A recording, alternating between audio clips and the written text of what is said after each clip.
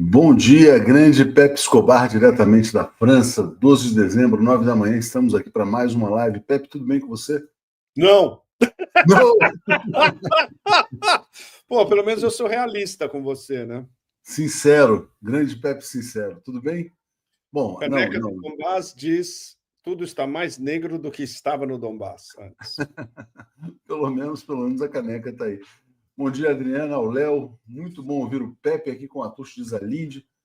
Pepe, grande live aí pela frente, porque o mundo está mudando muito rapidamente.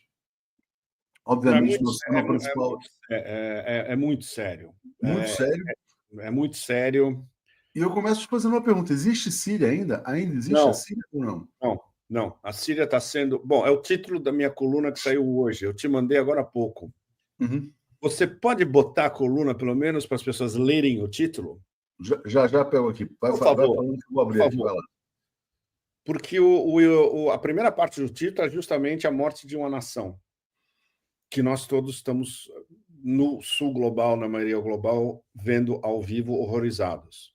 E os abutres que estão se deliciando com o que resta da carcaça da Síria. Exatamente isso. Black flags são as bandeiras negras dos Salaf jihadis. Massacres são massacres que já estão acontecendo contra alauítas, xiitas, eventualmente cristãos, os cristãos que ainda não conseguiram fugir.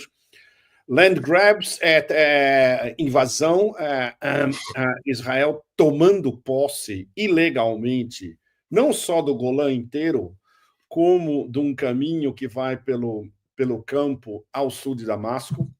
Os tanques israelenses estão dependendo das testemunhas locais entre 15 ou 10 quilômetros ou até 8 quilômetros ao sul de Damasco. E, é claro, os abutres, que estão comendo o que resta da carcaça da Síria. É um dos espetáculos mais tristes, não só da história moderna, mas da história do oeste da Ásia inteira. Eu tenho voltado muito a história da Síria durante o Império Romano e depois da Síria sob o Califato. Olha, algo, por exemplo, que muita gente, vocês do Brasil não devem nem ter ideia do que é isso. Vocês sabem o que é esse ícone? É um ícone da famosíssima Escola de Alepo, que foi uma escola que foi montada por um pastor pintor russo em Alepo, do meio para o final do século XVII. Cristão, ortodoxo, evidentemente. Vocês estão vendo alguém levantar um dedo no Otanistão inteiro para defender os cristãos remanescentes? A maioria absoluta são cristãos gregos ortodoxos na Síria? Não, nada. E as bandeiras negras, os salaf jihadistas, estão indo em cima deles e já começaram a ir em cima deles. Isso é uma das coisas mais horrorosas possíveis. Por exemplo, um dos nossos amigos, ele é um pastor grego ortodoxo, justamente, e ele mora na cidade velha de Damasco. Ele não quer sair. Aqui a minha casa eu não vou embora. E vários nossos amigos alemães, italianos, ele tem que sair de qualquer maneira porque eles vão atrás dele, vão descobrir a casa, vão atrás e pode ser exterminado.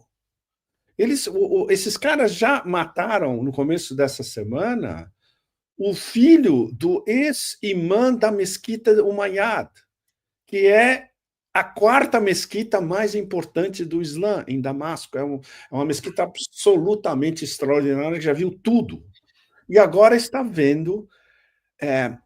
na verdade, você não pode nem defini-los como islâmicos, porque é um bando de mercenários transnacionais, killers, assassinos profissionais, regimentados pela inteligência turca, por Israel, pela OTAN, pelos Estados Unidos, e que tomaram o poder domingo em Damasco.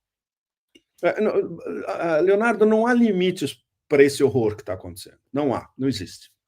Ô, Pepe, por que aconteceu na sua visão? Por que colapsou tão rapidamente? Eu expliquei isso em detalhes. Eu não sei se vocês já traduziram. A minha coluna anterior, que saiu no começo da semana, publicada no Cradle, em Beirute, e a gente ficou até o último minuto ajustando, porque estava chegando informações novas o tempo todo. Essa coluna, e eu vou direto ao ponto, não existe nenhuma outra coluna, e já me disseram isso vários, que explique em detalhes o que aconteceu. E isso eu tive que reduzir. A coluna tinha 5.000 palavras, eu reduzi para 2.000, porque senão muita gente não ia nem ler. E o objetivo era esse, explicar os bastidores de por que isso aconteceu, por que aconteceu tão rápido. Claro, a gente não tem informações de dentro do Bashar al-Assad e do seu círculo mais próximo, porque isso é absolutamente impossível, não vazou. Mas a gente tem informações diplomáticas muito sérias dos russos, dos iranianos e de alguns sírios que estão começando a falar, já explicando. Exato, o título é o post-mortem da Síria. É ambicioso, mas é uma tentativa de fazer um post-mortem a seco, no calor da noite, literalmente. E uma das outras palavras que eu tinha colocado no meu título original, nós resolvemos eliminar de uma maneira diplomática. Eu tinha colocado terror, Turquia, ocupação em Palestina. Turquia tinha que estar no título, porque a Turquia é um dos personagens principais de toda essa história de horror.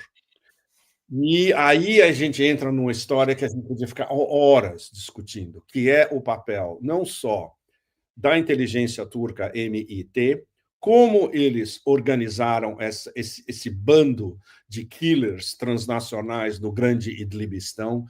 Há quanto tempo isso vem andando, que não é nem de alguns meses, já é pelo menos de 1 ano a 1 ano e meio. Como isso foi preparado, a colaboração indireta da inteligência turca com Estados Unidos, OTAN e Israel, especialmente. O papel do Catar, no fundo, porque as armas, a maior parte das armas desses caras, quase $1 bilhão de armas desses caras, quem pagou foi o Catar. Por quê? Porque Catar é Irmandade Muçulmana. Irmandade Muçulmana, o que é? É Hamas, Catar, Turquia. Essa é a conexão, digamos, palatável da Irmandade Muçulmana, mas eles têm conexões com jihadis em todo o oeste da Ásia. E além, indo até a Ásia Central e o Afeganistão, Tajiquistão. Bom, então tudo isso estava sendo tramado já há muito tempo. Os iranianos deram o recado para Assad há meses. Está no meu texto. O Ayatollah Khamenei, em junho, deu uma mensagem direta a Assad: olha, estão tramando alguma coisa no Idlibistão. Passou reto. 2 meses atrás, altos funcionários iranianos a nível não só de Ministério das Relações Exteriores, Ministério da Defesa. Falaram com o círculo Assad em Damasco: olha, está em cima, vai ter alguma coisa muito séria.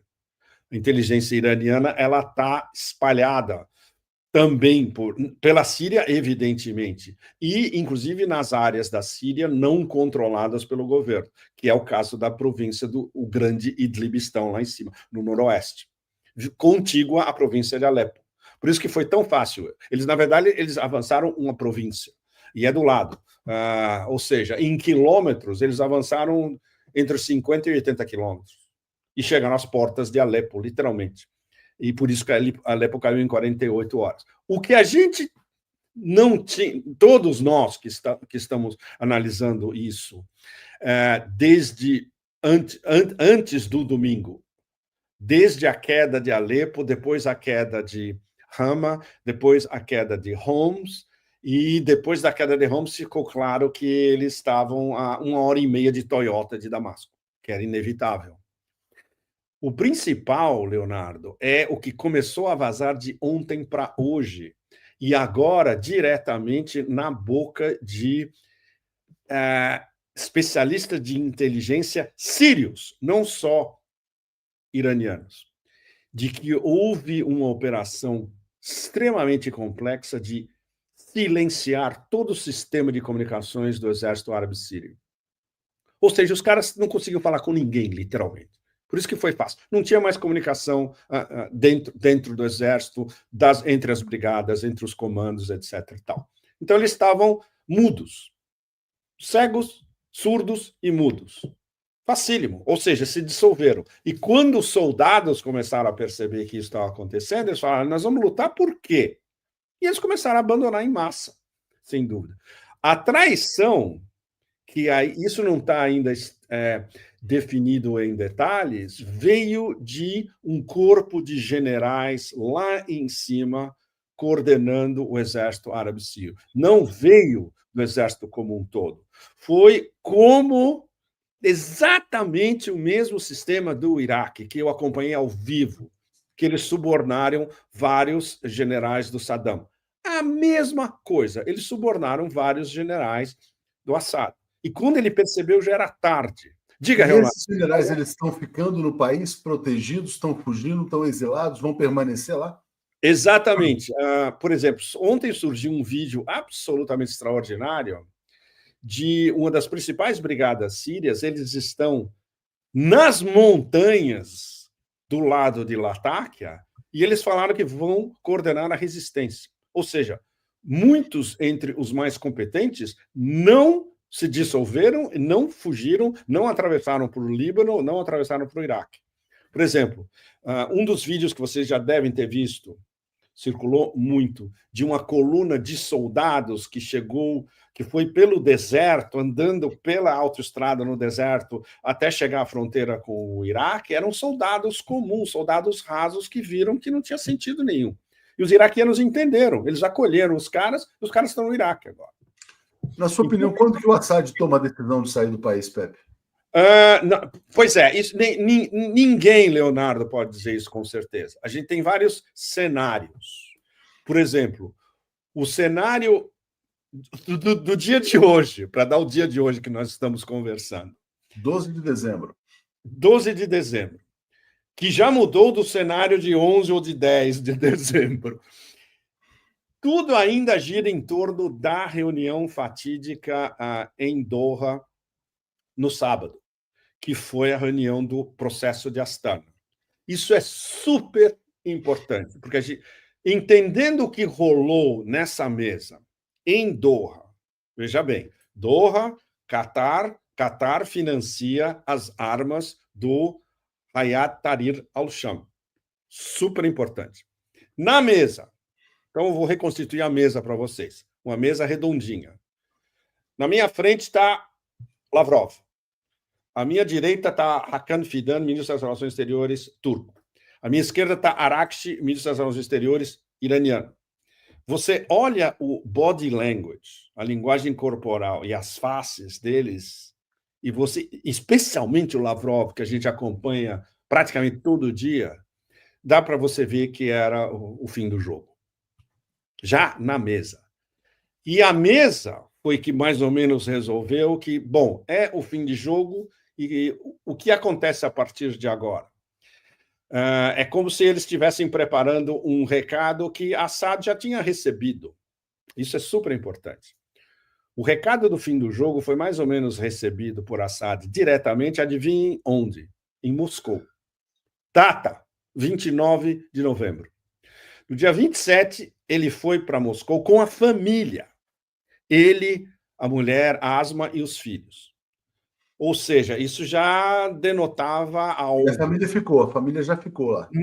Exatamente, a família não voltou. Bom, no dia 28 eles tiveram uma primeira reunião, nada foi decidido, e no dia 29 uma segunda reunião. Nada foi decidido, mas de uma maneira ainda mais complicada, porque os russos não deram nenhuma indicação de que dessa vez eles iam literalmente salvar Assad e a Síria.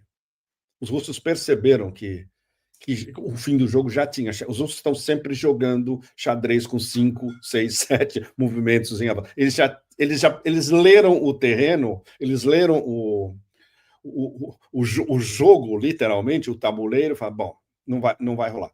Se rolasse, se, por exemplo, nós e os iranianos, agora, nesse momento, resolvêssemos tentar salvar a situação, ia ser uma carnificina total, e ninguém mais quer uma carnificina, especialmente porque, no momento, a Rússia está totalmente concentrada na Ucrânia e os iranianos estão totalmente concentrados na chegada de Trump, em janeiro.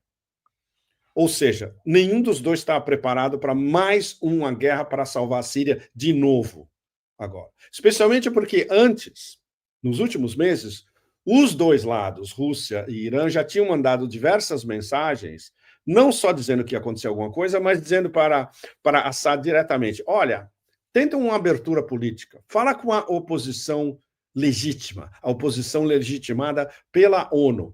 E isso foi extraordinário. Quando eu vi o Lavrov falar isso literalmente no sábado. No sábado vazou um pouco do que eles discutiram na mesa, e uma das coisas que o Lavrov disse taxativamente é de que a Síria precisava começar um diálogo com a, entre aspas, oposição legal, que é o termo das Nações Unidas. Tem uma parte da oposição na Síria que não é Salaf, Jihad, cortadores de cabeça. E é reconhecida pela ONU. E Assad não queria nem conversar com eles. Nada disso significa que Assad traiu a Síria. Não, porque a gente não tem a história total. A Rússia traiu a Síria, seria? Você falou Assad, e que a Rússia traiu a Síria. Não, porque Vladimir Putin não trai nunca trai seus aliados. E isso explica também porque ele, pessoalmente, assinou a ordem de asilo para Assad e sua família. Ou seja, a única pessoa no planeta que pode responder por que você concedeu asilo a Assad e sua família é o presidente Putin. Qualquer outro que falar sobre isso está especulando. Esse é um assunto extremamente sério. Outra coisa que vazou também nas últimas 48 horas, muito importante. Assad gravou um pronunciamento para a nação. E, evidentemente, esse pronunciamento no domingo jamais poderia ser veiculado, porque no domingo Damasco foi tomada pelas bandeiras negras. Ou seja, esse pronunciamento foi uma margem de manobra extremamente plausível, foi gravado no sábado, antes dele sair. Ele saiu no domingo no domingo de manhã, ele voou para Moscou. Foi gravado no sábado, depois, muito importante, de novo as datas, da reunião em Doha, que foi, digamos, no meio do dia, no Catar. Então, teve a tarde do sábado e a noite do sábado para as coordenações entre os principais players de fundo e chegando à decisão final de Assad, que poderia já ter sido tomada alguns dias antes. Quando ele viu que a reunião em Moscou no final de novembro não deu em nada. E que ninguém ia arriscar uma nova guerra de novo, especialmente porque o foco de Rússia e Irã não estava mais na Síria, porque eles já tinham dado diversos índices para Assad de que ele tinha que mudar a relação dele com a oposição legal, com o fato de que eles sabiam que os generais do exército árabe sírio tinham sido já empacotados, MI6, CIA, OTANistão, eles são mestres nisso. E no mundo árabe, todos nós que trabalhamos no mundo árabe sabemos, se chega com uma Samsonite cheia de dinheiro, você pode conseguir qualquer coisa. E é o modus operandi dos americanos, né, Leonardo? E funcionou mais uma vez. Então, ele foi traído pelos seus generais. O quadro mais plausível do que aconteceu, digamos, um imobilismo político da parte de Assad, sem dúvida, e, ao mesmo tempo, a traição dos generais, e, ao mesmo tempo, uma fatiga generalizada do exército com a guerra de 13 anos, as sanções brutais dos Estados Unidos, Caesar's Act, que destruíram a economia síria completamente, soldados sendo pagos $7 por mês de salário, fome generalizada, os Estados Unidos roubando petróleo e trigo do nordeste da Síria, que eram fontes fundamentais para constituir o budget do governo. Soma tudo isso, é como se tivesse havido chega, não podemos mais, não aguentamos mais e estamos muito enfraquecidos. E não houve uma modernização do exército sírio também. A gente ficou sabendo também nas últimas semanas, nos últimos dias, especialmente, eles não sabiam como enfrentar drones FPV kamikazes, Leonardo. Você imagina isso? Qualquer criança no Donbás agora sabe como lidar com isso. Os caras não sabiam nada. Estavam, sabe, perdidos, esfomeados, isolados, desmoralizados, mas é muito, muito, muito triste. E isso no espectro do exército inteiro. Ô Pepe, você acha que... Como é que você qualificaria a atuação do governo Biden nesse processo, ou até mesmo da gestão Trump, que está em formação? O Trump pode ter tido alguma atuação através de Israel nisso, ou da Turquia? Não é assim, Leonardo, não é assim que funciona, é o Deep State. Ou seja, a CIA e o MI6... É porque o Biden pareceu surpreso, na verdade, efetivamente surpreso. Biden não sabe o caminho de comprar um hot dog, Leonardo. Não, então... Sério, eu digo isso seriamente, não é uma chacota, é sério. Ele não sabe nada, tudo é resolvido por um combo do Deep State. E, nesse caso, com o MI6. Antes de vir falar com você, eu estava fazendo um Skype com o Alastair, só eu e ele. Alastair conhece o MI6 por dentro. Ele fala, nossa, a coordenação da CIA com o MI6, discreta, com os israelenses no fundo também, é o que a gente chama de covert operations. Covert operations são operações de fundo, como é que chama? Veladas, onde você não chega ao operador. E o MIT, a inteligência turca, essa foi a face mais visível, porque o MIT são os caras que pagam os salaf jihadistas em Idlib, são contíguos. E todos esses caras trabalham basicamente para a inteligência turca. Eles são peões da inteligência turca. Quem está por trás são os mais importantes: CIA, MI6 e os israelenses. É assim que funciona. E isso foi uma operação do Deep State e da inteligência do Otanistão. Finalmente eles conseguiram. Eles estão tentando isso há 13 anos, Leonardo. 13 anos. E dessa vez conseguiram. Eles acham, foi uma questão de timing perfeito, de organização, de fato de ter todos os players jogando no mesmo time. Claro, agora a carnificina, é outra história. Mas até chegar ao objetivo, que era esse objetivo, era uma espécie de santo grau para esses caras. Acabar com Assad. Câmbio de regime na Síria e acabar com Assad. Conseguiram. Por que a Rússia não bombardeou esses grupos terroristas /mercenários? Por que a Rússia não bombardeou? Porque justamente não tinha mais sentido. Para quê? Isso já tinha sido discutido face a face em Moscou, Leonardo. 27, 28 e 29 de novembro. Há quase 2 semanas. E a Rússia preserva suas bases militares na Síria? Como é que vai ser isso? Isso vai ser decidido face a face, eu diria, entre Erdogan e Putin. É uma questão extremamente sensível. Até o ex-cortador de cabeças entrevista a CNN reformado como jihadista woke, interseccionalista, verde, literalmente, Al-Jolani, nem ele está entrando nesse assunto. O assunto o passa lá longe, o assunto está muito acima do grau de entendimento dele. Vai ser diretamente, a barganha vai ser entre Erdogan e Putin. Os russos não estão preocupados. Eu tenho conversado com Moscou justamente, e o consenso em torno do Kremlin é que os russos não estão muito preocupados, porque, primeiro de tudo, o leste do Mediterrâneo não vai ser mais uma prioridade para a Rússia, porque a prioridade, o que é? São os BRICS, Eurásia e o corredor internacional de transporte norte-sul, Rússia, Mar Cáspio, Irã e Índia. Se eles quiserem uma outra base para chegar, por exemplo, ao leste do Mediterrâneo, eles podem usar, por exemplo, muito importante, o Golfo Pérsico. Por quê? O mês que vem, janeiro 25, em Moscou, eu espero estar lá, inclusive, para ver isso, vai ser assinado o acordo de parceria estratégica Irã-Rússia, que está sendo discutido durante 2 anos, pelo menos. Já está tudo, já está o papel, só falta sentar na mesma mesa Pezeshkian e Putin e vão assinar o acordo. Nesse troca-troca, os russos podem falar, escuta, a gente precisa de uma base naval porque o ataque agora não tem mais sentido. E os iranianos falam, tudo bem, onde vocês quiserem. Opções extras, a parte Irã.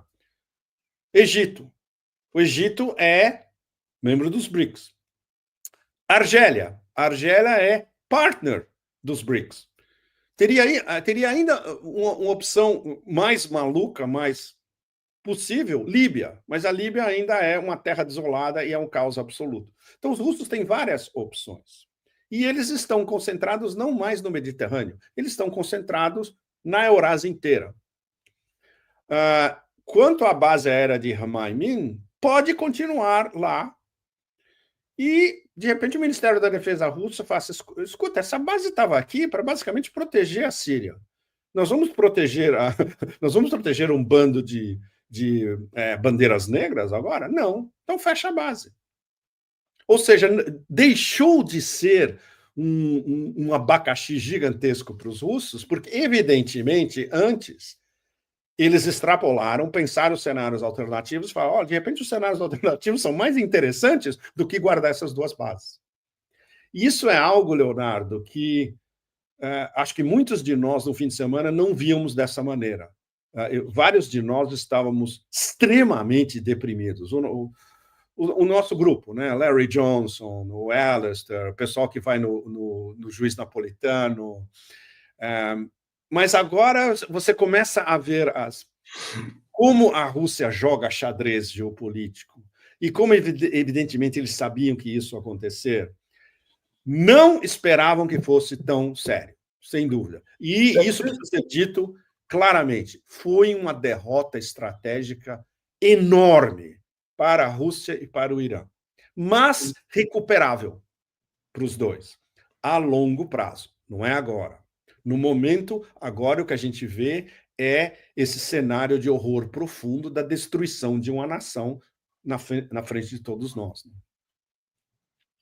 Exatamente pegando esse gancho que você falou da derrota estratégica para a Rússia e o Irã, eu vou ler os comentários aqui e já vou emendar na próxima pergunta aqui. Por favor.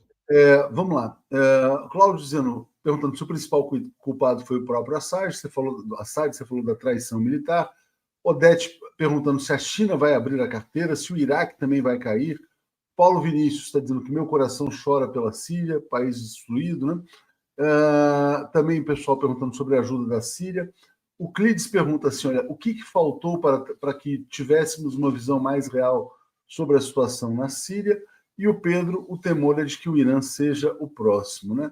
O Irã está, então, assim, quer dizer, na mira, já estava, né? Mas como é que você vê essa questão do Irã e o que faltou, né, Pepe, para que fosse feita pelos analistas internacionais uma leitura mais clara do quadro? A falta de acesso ao topo de decisões, não só na Síria, como do Irã e da Rússia. O que a gente está fazendo agora é montar todas as peças que faltam desse quebra-cabeça absolutamente demente. Nós estamos aprendendo o que ninguém sabia na época, porque são decisões tomadas lá em cima, na verdade, diretamente entre Assad e o governo iraniano e Assad e o Kremlin. E ninguém tem acesso a isso. Claro, ninguém. Só evidentemente, aqueles analistas sentados naqueles escritórios de ar-condicionado da Virgínia e de Maryland que acham que sabem tudo. Aquele bando de babacas infernais. Quando você mora em Washington, você conhece esses caras frente a frente e você vê que é um bando de babacas. Eles acham que sabem tudo, né? O Irã, Pepe, como é que fica nessa condição? Nossa, a resposta disso eu teria que passar meia hora para entrar em detalhes. Eu vou tentar fazer uma versão super curta para vocês todos. O Iraque pode ser o próximo. E já estão atentos de que pode haver um desbordamento do horror que engolfou a Síria inteira, a Síria que está sendo balcanizada na nossa frente, e pode haver uma incursão ou várias incursões contra o Iraque. Mas, veja bem, o Iraque tem Hashd al-Shaabi, as milícias, as unidades de mobilização popular, em vários grupos. E eles são muito fortes. Eu conheci esses caras no Iraque, não, passar por cima deles vai ser muito difícil. Então, esse front pode ser contido. Tudo isso que está acontecendo faz parte de um objetivo e uma obsessão: enfraquecer o Irã.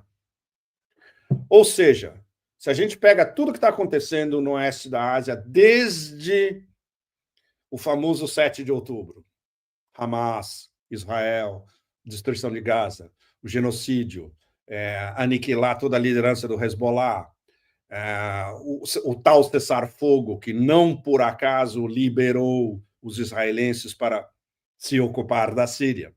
Se a gente soma tudo isso, só existe uma obsessão final, que é a mesma obsessão, não só depois de 40 anos da Revolução Islâmica, mas especialmente desde a época Rumsfeld, Cheney, os anos 2000, o bom, Irã, toda aquela palhaçada pós-guerra do terror, e especialmente nos últimos anos, isolamento do Irã, depois do acordo nuclear, e agora com os zionistas em massa chegando no gabinete Trump, é enfraquecer o Irã. Não tem outro objetivo supremo. Então, tudo isso está totalmente interligado, porque enfraquecer o Irã significa enfraquecer o eixo da resistência como um todo. Então, o que isso vem acontecendo nos últimos meses? O genocídio em Gaza, o enfraquecimento do Hezbollah, cortar as linhas, cortar a cadeia de suprimentos, especialmente de armas e munições do Hezbollah, atravessando a Síria. A cadeia funciona: Irã, Síria, Líbano, Hezbollah. Eles cortaram, no momento, totalmente o aprisionamento do Hezbollah pela Síria. A gente não sabe o que isso vai render a curto e médio prazo. O que a gente sabe, se você sabe como funciona a Hezbollah, a liderança do Hezbollah, a formação deles, a qualidade intelectual dos quadros do Hezbollah, eles vão achar soluções alternativas e eles vão se rejuvenescer. É um processo longo que está começando agora. Destruição da Síria como um Estado já está em andamento, e esse é o aspecto mais aterrador para todos nós. É uma destruição de uma nação em todos os sentidos. Os israelenses, desde domingo, hoje é quinta, eles destruíram todo o aparato militar da Síria, antigas armas soviéticas, armas russas, navios, tudo. Destruíram tudo. Mais de 350 ataques aéreos desde domingo. É alucinante. Né? Eles estão destruindo até trens sírios. É uma destruição da capacidade de organização e de resistência militar de uma nação inteira, sem um pio da comunidade internacional e da ordem internacional baseada em regras, da ONU, do Otanistão inteiro. Evidentemente, o Otanistão faz parte dessa história. Tudo isso acontecendo. Ou seja, este objetivo tático a curto e médio prazo foi atingido. Você usa uma armada internacional, transnacional, de killers ultra/pesada, salaf jihadistas, que você manipula há anos, paga as armas, etc. e tal. Você desestabiliza uma nação inteira, você abre essa nação para todos os tipos de abutres espoliarem essa nação, destruírem a capacidade de resistência dessa nação, que é o que está acontecendo agora. Você balcaniza essa nação, que é o que está acontecendo agora. Se a gente olha o mapa possível da Síria nos próximos meses, são 3 áreas que vão sobrar, basicamente, com 3 fronteiras fluidas. Primeira delas, Nordeste e Norte e parte do Norte e Nordeste e o deserto do Leste, desculpe, indo até a fronteira iraquiana, é controlado pelos americanos, direta e indiretamente. Diretamente pelo o petróleo e o trigo que eles vão continuar a roubar, e indiretamente pela aliança com o SDF, os curdos, que já estão brigando entre eles também. E existem tribos locais. Por exemplo, se você não entende como funciona o sistema tribal e clânico na Síria, é impossível entender como funciona a Síria. O que Assad conseguiu foi unir, como é que chama? Cooptar, corromper, malas de dinheiro, cargos, etc. e tal, de todas essas tribos, clãs, etc. e tal. Isso mantinha uma certa, pelo menos aparente, unidade no país. Vai embora Assad, volta os escorpiões atacando outros escorpiões, que é o estágio que a gente está agora, é o estágio inicial dos escorpiões se atacando. Por exemplo, a anarquia no norte da Síria agora, mas é um negócio inimaginável. Você vê tribos, clãs locais e interligados, curdos e facções curdas, todos lutando entre eles, por posse de território, por posse de checkpoints, por posse de mutretas interprovinciais, troca de dinheiro, influência, postos, etc. e tal, administrações locais, etc. E isso vai acontecer no oeste da Síria também, no oeste civilizado da Síria, né? Nesse eixo que vai Alepo, Hama, Homs, Damasco. E aí à esquerda, perto do leste do Mediterrâneo, Latáquia e Tartus, onde está a base. Latáquia é a província mais rica da Síria. Isso, evidentemente, os salafis jihadistas e al-Jolani e as suas gangues estão de olho, como eles vão tentar tomar conta disso. E o subtexto de tudo isso, se haverá massacres em massa de alauítas, xiitas, cristãos, drusos, etc. Isso é o cenário de horror para os próximos meses. No momento, os caras eles não são tão idiotas assim. Em vez de Jolani, que domingo estava dentro da mesquita Umayyad, se proclamando praticamente califa, não vai ser agora, eles vão esperar.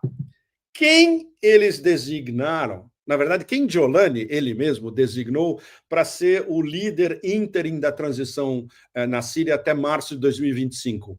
O ex-administrador da província de Idlib, Leonardo, que é onde estavam e estão ainda toda essa galáxia dos killers bandeira negra transnacionais. Ou seja, ele botou um títere dele para ser o líder da transição. Vocês imaginam o horror que vai ser a Síria nos próximos meses? Mais cedo ou mais tarde, todo mundo vai dizer, esse cara é uma coisa horrorosa, não queremos mais. O que acontece? Um golpe branco e Jolani assume como o califa de Al-Sham. Al-Sham é Levante. Esse é o cenário mais provável para os próximos meses. Diga. O comentário aqui da Luciana. Assad fugiu e a coxa de retalho, que era a Síria, se desfez, né? E aí não. A primeira reação de todos nós é ele fugiu e abandonou tudo. Não. Quando entra essa proclamação que não foi veiculada, deveria ter ido em cadeia nacional no domingo, a gente ainda não ouviu a reação oficial de Assad. Por que ele foi embora? Ele deve ter enumerado. Assad, ele é extremamente bem articulado, sempre foi. E ele sempre soube exatamente as forças em coalizão que estavam atacando a Síria desde antes do início da guerra, de 2 décadas atrás, né? Ou seja, a gente tem que ouvir a versão dele, super importante. As versões que nós estamos escutando, Leonardo, são versões russas e versões iranianas. Elas defendem o quê? Os interesses iranianos e os interesses russos, fundamentalmente. Não necessariamente o interesse da Síria como nós a conhecíamos até agora há pouco. Pepe, o que aconteceu na Síria pode ter alguma repercussão na questão da Ucrânia? De acelerar um acordo? Os ucranianos, primeiro de tudo, os ucranianos estavam lá, Leonardo. Isso a gente soube até antes da reunião de Doha no sábado. Quem estava coordenando o treinamento das bandeiras negras em drones FPV kamikazes, drones de reconhecimento, sistemas de how do you say encrypting? Criptar, né? Informações. Bom, desculpe, me fugiu a palavra. Desculpe. Bom, encriptar informações, inteligência artificial, tudo isso tinha instrutores ucranianos lá no terreno, no grande Idlibistão, explicando para essa galáxia dos killers como fazer. E, super importante, nós falamos isso, acho que no começo, eles emudeceram completamente as comunicações do exército árabe sírio, que ficou cego, surdo e mudo. Por isso que foi tão fácil. Toda essa tecnologia que os ucranianos receberam dos americanos e da OTAN, eles passaram para os salaf jihadistas em Idlib. Então, já estão... E isso faz parte de um acordo. Esse acordo foi fartamente noticiado por vários de nós há meses. Foi um acordo direto entre Kiev e Jolani, líder dos salaf jihadistas. Olha, a gente manda todo o nosso know-how, drones, novas formas de guerra, sistemas de segurança, etc. e tal, e você manda um monte de salaf jihadistas para cá, porque nós vamos despachar eles para lutar contra a Rússia na Ucrânia. Esse acordo foi selado há um ano, Leonardo. Todo mundo sabe disso. Todo mundo sabe disso. Então, a Ucrânia está diretamente implicada nessa história também, como parte desse enorme sistema Deep State, Otanistão, Israel, inteligência turca. Quanto à reverberação do que vai acontecer na Ucrânia, até agora a gente só tem especulação do que Trump vai propor para Putin e da pressão que está sendo feita em cima do Zelensky pelo próprio Trump. Eles se encontraram aqui. Eles se encontraram antes da consacração de Notre Dame, teve um encontro tripartite, Trump, Macron e Zelensky. Basicamente, o Trump falou para o Zelensky, olha, eu vou resolver essa história, seja lá o que você fizer, então prepare-se. O primeiro-ministro eslovaco deu uma entrevista, o Robert Fico, ele veio ao Brasil. Eu vi a entrevista, ele é muito boa, por sinal. Ele falou, a Ucrânia vai perder 1/3 do território e não vai ter acesso ao OTAN, ou seja, vai perder tudo, basicamente. Vai perder tudo que está perdendo no momento, né, Leonardo? E dependendo de como avança o front nas próximas semanas, pode perder ainda mais. E se durante as negociações a guerra não para, né, Leonardo? Os russos vão continuar avançando. Isso não levanta a possibilidade de um acordo Trump e Putin? Pois é, Leonardo. Olha, eu publiquei isso no meu Twitter X. A fonte é um old school deep state que hoje vive na Europa, super bem informado, porque ele conhece toda a velha guarda, e ele disse, já tem um acordo entre Putin e Trump. Claro, isso não vazou em lugar nenhum. Só quem está dentro do Deep State, e muito poucos, sabem. Esse cara é um dos caras que sabem. Eu sempre confiei nele, porque ele nunca me falhou. Nunca. Eu publiquei isso, teve, todo mundo... especulação. Bom, sim, mas é uma especulação vindo de um cara do sistema, que sabe como o sistema funciona. E eu escrevi, os fatos vão comprovar ou não comprovar essa tese. Isso. É o que ela está dizendo. Se a negociação for rápida, é porque teve acordo. Se acabar essa guerra da Ucrânia em um mês... Exatamente. Se a negociação for rápida, já teve um acordo antes. É muito plausível, porque Trump tem os seus canais paralelos de negociação com a Rússia que não passam pelo Ministério das Relações Exteriores, sem dúvida. Você acha que o Tucker Carlson pode ser um desses canais? Não o Tucker. Adivinha quem, Leonardo? Porque o Tucker esteve lá com o Lavrov, né? Não, Enfim. Musk. O Elon Musk, exatamente. Musk. O canal para essa negociação é o Musk. E o Musk tem contato com oligarcas russos que ainda são muito importantes. E que Putin tem que escutar, pelo menos. Tem que manejar e escutar. Mas o ponto de vista do Kremlin, ele está moldado desde junho, Leonardo. É super importante. As condições. Eles não vão arredar 1 milímetro das condições. Total neutralidade da Ucrânia, jamais entrar na OTAN, a restituição de toda a grana roubada da Rússia, fim das sanções, e tudo que foi conquistado no campo de batalha é russo. Aliás, tudo que escapar isso mesmo, Pepe. Tudo que escapar disso, Leonardo, os russos não vão aceitar. Desculpe. Tudo que escapar disso, os russos não aceitam. Não, por isso mesmo, talvez o próprio Biden tenha acelerado, vamos dizer assim, esse roubo das reservas, né? Porque está dando dinheiro da Rússia para a Ucrânia. Não, Biden, Leonardo, Deep State não, e Departamento do Tesouro. Só completando a sua observação, Deep State, Departamento do Tesouro, Janet Yellen e companhia, Departamento do Tesouro, Deep State e o Sistema Financeiro Internacional em conexão com os bancos europeus e botando a culpa no Euroclear. Ou seja, na verdade, os americanos estão dizendo para os europeus, olha, se os russos foram atrás de ativos, confiscar, não sei o que, nós não temos nada a ver com isso. A responsabilidade é de vocês, europeus. Pepe, se tiver havido um acordo, é o fim da Pax Americana? É uma nova ordem que Rússia e Estados Unidos dividem, vamos dizer assim, o tabuleiro? Eles não podem dividir porque eles têm que pensar na China. Ou seja, Rússia, Estados Unidos e China, um mundo trilateral. Mas, Leonardo, você imagine as classes dominantes americanas que controlam o planeta desde 1945 aceitarem uma divisão do planeta com o que eles consideram as duas principais ameaças existenciais ao império. Aí vai ser guerra. Trump pode ser, inclusive, um intermezzo, né? Antes da guerra. O que já se discute aqui, nos meios otanistanistas, de que vai haver uma guerra Ocidente contra a Rússia, mas não vai ser agora.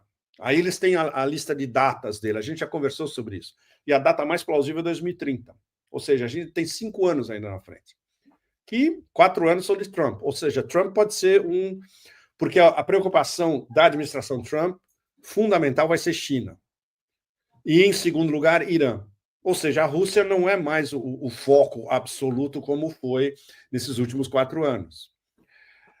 E dependendo isso, e aí é onde entra a importância dos BRICS. Se a união dos BRICS se consolidar de uma maneira irreversível nesses próximos 3, 4 anos, durante a era Trump 2.0, essa guerra do Ocidente coletivo, não do Ocidente coletivo, mas essa guerra que as elites americanas querem fazer, basicamente os europeus combaterem contra a Rússia, vai ser absolutamente inviável, porque a guerra deles vai ter que ser contra os BRICS inteiros.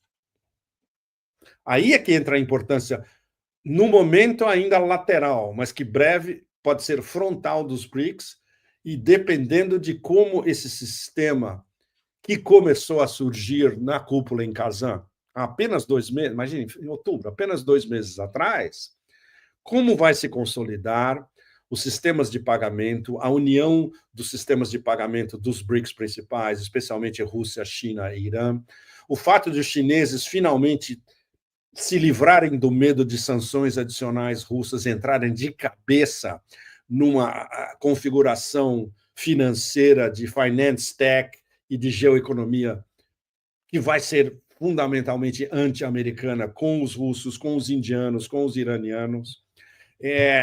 O aprofundamento desse corredor internacional norte-sul, que é o novo canal de Suez, em esteroides, que vai ser durante os próximos 4 anos. Ou seja, a Eurásia inteira não precisa mais não vai precisar mais do canal de Suez. E junta tudo isso com a nova rota do Ártico, com os novos icebreakers nucleares que a Rússia está construindo, que vai liberar um novo corredor de comércio marítimo no Ártico. Mas esse reposicionamento da ASEAN, dos 10 países do sudeste da Ásia, em direção à Rússia, à China e aos BRICS. Agora que 3 das superpotências principais, são partners dos BRICS. Então, tudo isso vai estar rolando ao mesmo tempo e vai adquirir uma velocidade muito maior. E é o empecilho fundamental para uma tentativa das elites americanas criarem uma terceira guerra mundial que vai ser basicamente combatida pelos europeus de novo, mas aí contra a Eurásia inteira e contra os BRICS inteiros, não vai ter o menor sentido. A gente está no começo dessa reorganização. Por isso também explica, Leonardo, fechando o X da nossa conversa, que é a Síria, o desespero deles de destruir uma nação nesse momento. Eles avançaram o calendário. Isso não era poderia ser para 2025. Eles avançaram o calendário porque, na cabeça deles, essa interconexão, destruição de Gaza, como eles veem, Gaza destruída e vai ser totalmente assambarcada junto com a Cisjordânia por Israel. Destruição do Hezbollah, na cabeça deles, eles acham que o Hezbollah está morto. Destruição da Síria completa, ou seja, eles eliminam mais um país importantíssimo e laico no oeste da Ásia. E preparação para um ataque contra o Irã, isso, veja bem, isso é como esse eixo de sionistas dementes, straussianos, neocons e psicopatológicos de Tel Aviv. A maneira que eles veem o mundo é assim. Eles acham que estão ganhando e que agora eles ganharam um país desmembrado no colo e é perfeito. Junta tudo isso, próximo alvo, Irã. Exatamente. Evidentemente, eles não pensam em nada de reorganização geopolítica e geoeconômica do planeta, eles não fazem ideia do que os BRICS podem fazer, eles não fazem ideia das relações íntimas a alto nível entre os principais BRICS, nada disso.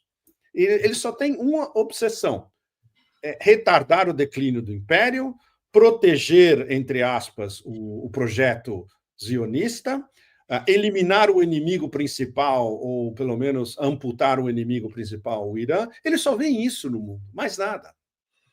O Irã poderá decidir se tornar uma potência com armas nucleares? Pergunta aqui o Sidney. Dá tempo, Pepe?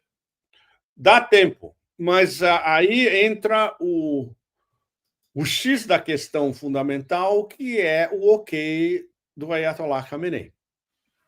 Ou seja, ele vai ter que passar por cima não só de uma fátua do Khomeini, como do que ele tem dito nas últimas quase 3 décadas, de que armas nucleares são anti-islâmicas. A realidade pode provar para o Ayatollah Khamenei, que é, na prática, o melhor estrategista iraniano, sem competição. A competição antes era o general Soleimani.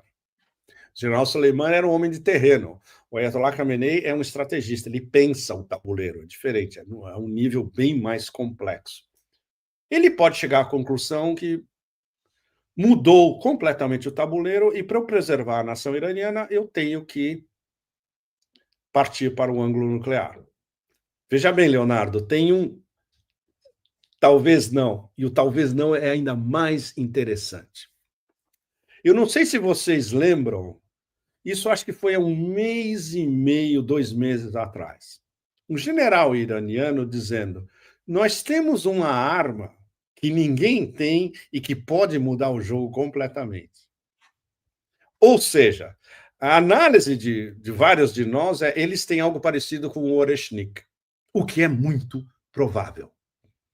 E eles estão guardando, a lá persa, eles guardam as cartas, como a gente chama, guardar as cartas aqui, né? Junto do peito. Os iranianos são mestres em guardar cartas, Leonardo, também. Como os russos, né? Alguém sabia que os russos tinham Oreshnik? Não. O mundo inteiro viu só quando o Oreshnik estava voando. Aliás, depois dele ter voado.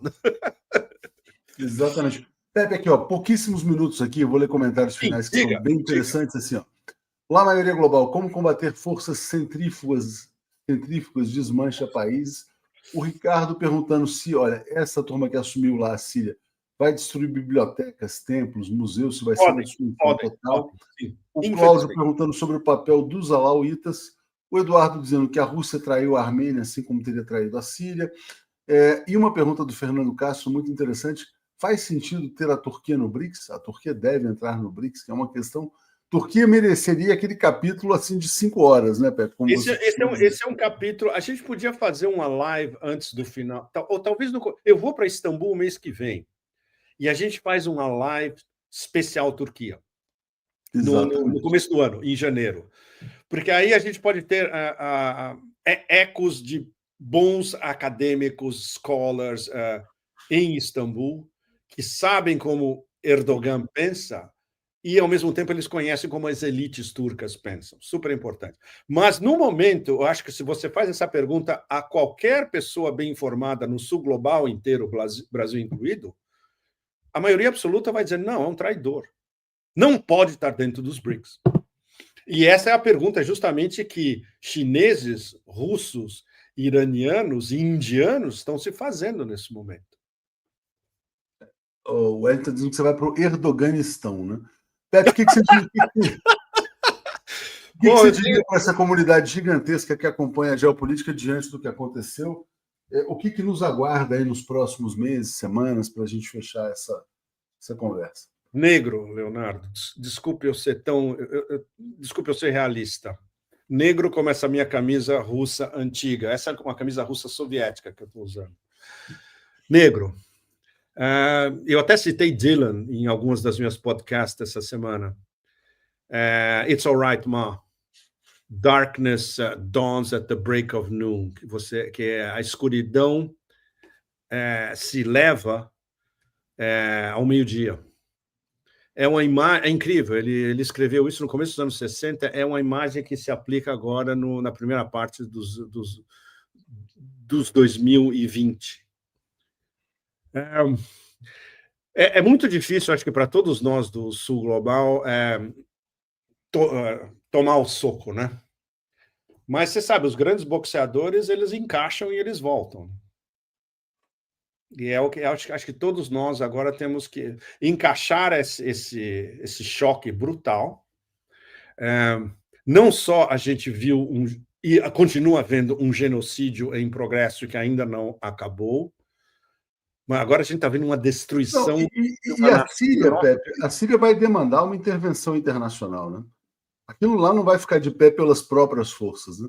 E talvez, só para a gente fechar, uma intervenção internacional já refletindo uma nova ordem, um novo balanço de poder mundial. Um novo balanço de poder, mas isso vai demorar, né, Leonardo? Não vai ser em 2025. Isso pode acontecer até 2030, sem dúvida. Mas a gente aprende no Oeste, a história do Oeste da Ásia inteiro, né? É longo. É o que o Brodel chamava de la longue durée, né? A duração é longa, se mede em séculos. Eu estou lendo muito. Eu gravei o meu Pepe Café no Instituto do Mundo Árabe. E eu comprei esse livro absolutamente extraordinário de uma exposição sobre os cristãos do Oriente. Você sabe onde o termo cristão foi cunhado? Vocês todos que estão nos assistindo? Na Síria, em Antioquia.